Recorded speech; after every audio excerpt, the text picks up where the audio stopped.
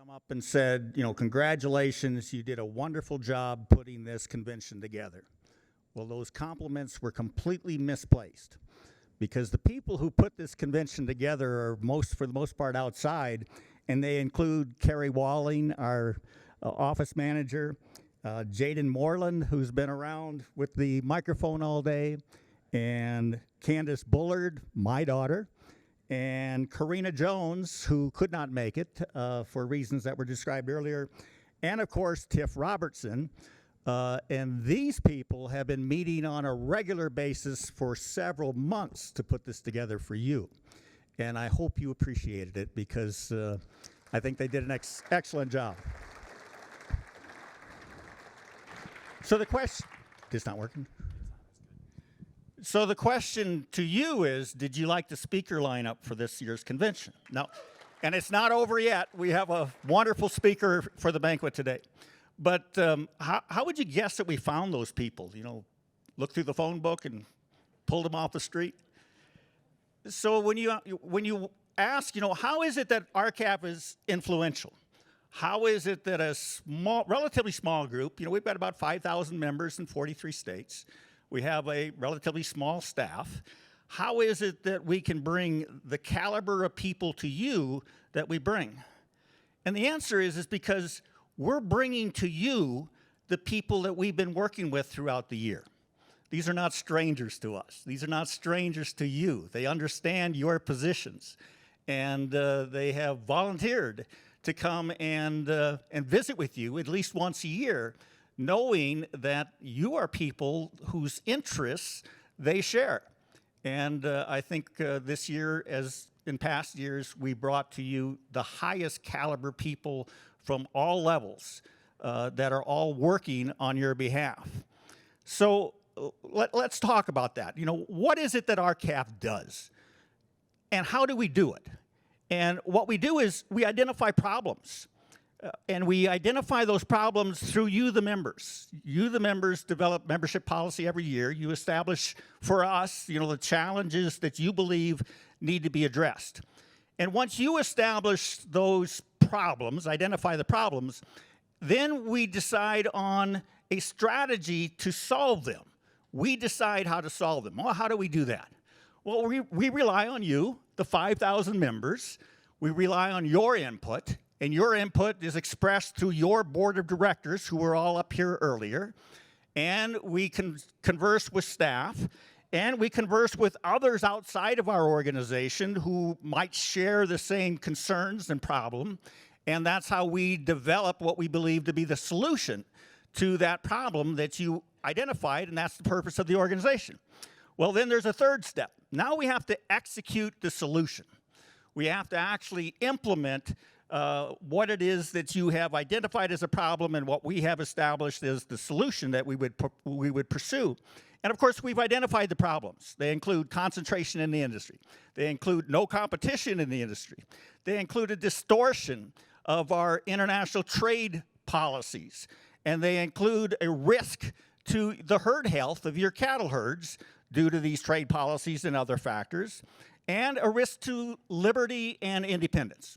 For the most part, those are the problems that you have identified, and those are all problems that we have decided upon a solution with which to pursue, and now we need to execute the solution. So, well, how do you execute a solution?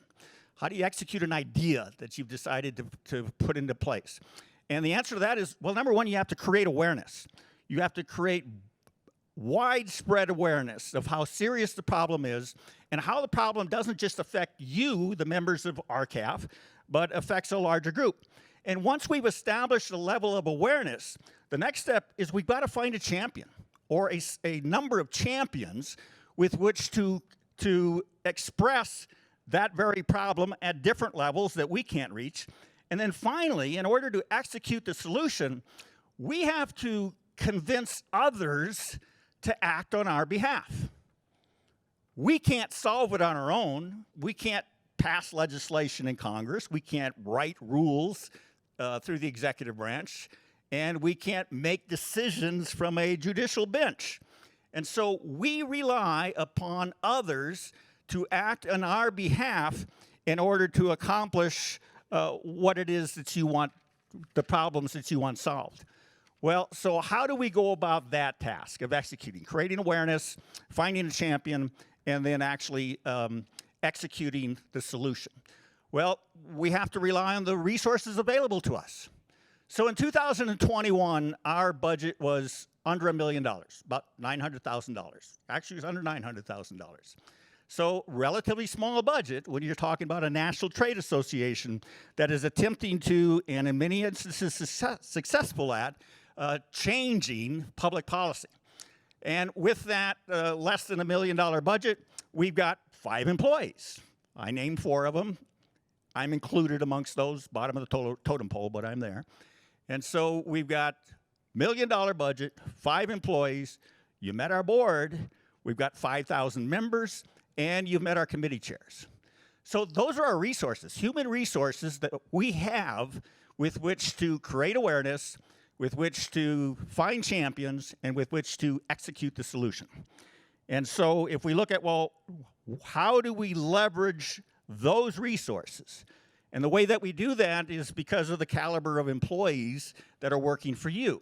Candace and Carrie and Jaden and Karina together are able to do wonderful things that create awareness through social media. You've seen graphs on social media. All of this is creative talent that your staff is putting together in order to help further the effort of creating greater and greater awareness for the need to solve the problems that you have identified. And so we do that through social media, and we're introducing new things all the time. Like you notice that we now have a new podcast where Karina and Jaden have interviewed such experts as Nathan Miller, the economist who spoke today. And we've got a new magazine that you can share with others. And we've begun to do regular radio spots. Karina Jones does the Hot Barn Report, a relatively short one that you can share with others. And then we do, RCAP does a 5-minute weekly radio and video on issues of importance to RCAP members. So those are all tools that are available to you as members to help spread the awareness, create the awareness necessary to accomplish the objectives that we have. And we also, in addition to that, we have board members. You saw them up here. This is one of the most active boards RCAF has ever had, because these board members are also involved in writing opinion editorials, being interviewed by local and regional and national news media, by reaching out to members. And then we've got members that do the same thing. In other words, there's a synergy that's created by the RCAP organization, by your membership, that has been highly effective in getting the word out for the need to change. Now, we've been at this for 20 years. We've about had to drive a stake in the ground to measure our success. But over the course of 20 years, it was 2002, Herman Schumacher testified before Congress and said, you know, the industry is too concentrated. We need to be taking action. We need to ban packer ownership of livestock, for example. That was some 20 years ago. And how many economists have we had that have looked at our industry through an independent lens, an unbiased lens, and said, you know, you've got a problem in your industry? Well, we had one, and Eric talked about him before from Auburn University, Dr. Robert Taylor. Where did Nathan Miller come from? Who's suddenly taken an interest in your issues. Nathan's not, doesn't have an agricultural background, but he has an interest in issues of importance to the American people, and that certainly includes the ability for independent producers to continue providing affordable and abundant food supply for Americans. So we have people that are looking at your industry like we've never had before in the history of your industry, and the reason they're doing it is because of you. It's because you have been creating awareness for the seriousness of this problem, and then circumstances just happen to unfold that reinforce that in the public's mind. It was the COVID outbreak that left beef shelves empty for consumers. And so all of these calls for investigation, you led those. They started calling for investigations into Packer conduct in 2019. You actually asked for a legislation through your staff for an investigation in 2016. Then you followed up in 2018. Then in 2019, suddenly we get calls for investigations from all levels of government, from state agricultural directors to governors to members of Congress to the President of the United States. You know why that happened? It's because of you. It's because your membership has furthered and fueled this organization whose sole purpose is to represent your interests and the interests of all Americans who deserve and absolutely need you to remain in business and to be profitable and to continue producing the best beef in the world that you've been producing. So this is how we've begun to create awareness. Well, the next step is, well, now we need champions. We can't do it ourselves. We don't have the authority to pass the laws that need to be passed. We rely on others. Well, where do we find those champions? It's you. It's Eric Nelson with Senator Grassley. It's Brett and the rest of you in South Dakota with Senator Thune and Senator Rounds. It's your Nebraska senators that we haven't gotten on board yet, or the Kansas senators that we haven't gotten on board yet. But the fact is that we can only find champions if people who are constituents of the potential champions will knock on their doors and say, we need your help, and here's why, because it's in your best interest to help us. And so we have been successful in collecting a handful of champions who have in fact acted on our behalf. That's how we got mandatory country of origin labeling passed in 2002. That's how we were able to stop the 2008 merger when JBS tried to acquire then National Beef Packing Company. That's how, in the past 20 years, we've had many pieces of legislation introduced on your behalf. We've had the ban on packer ownership of livestock introduced, mandatory country of origin labeling just reintroduced. We've got the spot market protection bill introduced over the last 2 years. We've got the ban on formula or unpriced formula contracts has been introduced. We've got the ban on Brazilian imports of beef until a full investigation is conducted to determine whether or not Brazil can safely and without risk of transmitting foot and mouth disease or other diseases into the United States can actually resume trade with the United States. Well, that was all done because you helped find the champions that were willing to introduce the legislation into Washington, D.C., and we were very successful with that. But very importantly, the third step is now we have to get others to act on our behalf. Introducing legislation is just a part of that. And so what we have to do is we have to further leverage the limited resources that we have in order to broaden the base of not just support, but broaden the base of activism in order to get those who we need to take action to do so on our behalf. And well, how do we do that? Well, so we've talked about a lot of lawsuits that RCAF is involved in. We had the RFID case that Harriet Hageman represents us on. We have 2 checkoff cases that Public Justice through David Maraskin represents us on. And then we have the big case that you just heard about, the antitrust case. Now, we have less than $1 million budget. You think we can hire the attorneys to take on these national caliber cases that are so broad that they take years in development? Well, then how does that happen? How does an organization like us with limited resources, how are we able to rise to that level and take on some of the most significant issues ever to affect the cattle industry for the past several decades? How do we do that? You know, we do that by being factual, by being accurate, by being aggressive, by not compromising, by standing on our principles, and it's recognized.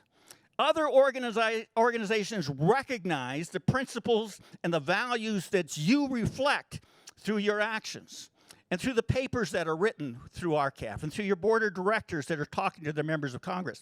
We have a reputation that others are watching, and they're willing to represent us because the issues that we have brought are issues that are of importance not just to the independent cattle producers in this nation. They're of significant importance to consumers. Consumers have a stake as to whether or not the government can mandate an animal identification system. Can they do it to humans? Consumers have a stake in whether or not we are promoting generic beef and encouraging imports to displace domestic production through a checkoff program. Consumers have a stake in that. It has to do with national food security. And of course, consumers have a stake in our antitrust case because, as Patrick described, the allegations we make is that the meat packers, we allege that they conspired to artificially depress prices to cattle while simultaneously inflating the prices for beef. So we were able to leverage the resources we have by being right, by representing the values that are consistent with the values of this nation. And we focus those on issues of significant importance to the cattle industry specifically. And so that's one way that we're able to leverage our limited resources. Another way is that we work through coalitions. As when I introduced Patrick, I said the National Farmers Union joined in this antitrust case. They're a major general farm organization. But there are many other organizations who share common interests with us. And in fact, we work with several of them. We work with 3 different coalitions of different groups who are working on issues of importance to the U.S. Department of Agriculture in the proposed rulemaking process for finally promulgating rules to implement the Packers and Stockyards Act. 3 separate coalitions of various groups that all share your interests in writing rules to finally properly implement the Packers and Stockyards Act. And then we work with another coalition, separate coalition. Oh, and incidentally, in each of these 3 coalitions, we meet with representatives, congressional members, and Senate staff members from the respective constituents, the states that are involved in these coalitions. So we're constantly branching out well beyond what RCAC would do on its own. And with respect to mandatory country of origin labeling, we have a very, very large coalition of various organizations all working to implement mandatory country of origin labeling. And we meet every 2 weeks with staff members from some of the Senate staffs and the House member staffs. So we are constantly reaching out with the issues that are of importance to you because they happen to be issues that are also of importance with other groups, including consumer groups. And we've been working for years trying to build a stronger coalition with consumers, recognizing that what we are asking Congress to do will ultimately benefit their interests, and we need their help to affect that. Now, we're going to kick off a week of action after this convention in the early part of September in full support of mandatory country of origin labeling. We're going to tap into that list of over 120,000 consumers who signed a petition earlier in support of mandatory country of origin labeling. So this is how an organization with relatively limited resources is able to, number one, bring the caliber of speakers to you every year that we've had this year, as well as to actually move the ball, to move the needle in a direction and to create such a high degree of awareness for the need to solve the problem that we see today that we've never seen before. Now, I want to comment on the Coalition for Prosperous America that RCAP has been involved with for a long time. You heard Michael speak. Now, that organization was once an organization whose budget was like ours. It ran from $500,000 to $1 million a year. But as they began working and creating awareness for the problems that were impacting agriculture and specifically manufacturers, then more and more manufacturing companies, independent companies, began to kick in and make contributions. And as they made contributions, the CPA was able to grow. And one of the first things they did was they began hiring economists. And in fact, that's something that we have lacked as an industry for the past 20 years because the institutionalized economists have all carried the water for the meatpacking industry, have all praised the consolidation of your industry, have all praised the efficiencies gained and the competition lost in your industry. Well, we now have some economists like Nathan Miller and others who have recently looked. Iowa State University recently did a study that's brand new. We've not had this kind of an independent, unbiased look at our industry before. But we need, as an organization, economists that would be beneficial, because some of the organizations that we fight against in Washington have their own economists, and they consistently use that against us. So what CPA did as their revenues grew is they expanded their base of resources to include economists and analysts and government relations people. And now they're well ahead of us because their budget has ballooned from where it has been. And now we're working closely with them on issues that we share, like Michael talked about, mandatory country of origin labeling. So the important thing here is about $500,000 of that $900,000 revenues that we generated last year came from membership dues. You know, the $50 initial membership, $100 renewal. We're absolutely dependent on you for our ability to continue to carry on this fight. But $400,000 of that came from contributions over and above the annual membership dues. And of course, those are vitally important to keep us going. So the message here is we need your continued support in order to win the issues that you have identified and told us to fight for. And we're fighting for them to the best that we can, as you are. And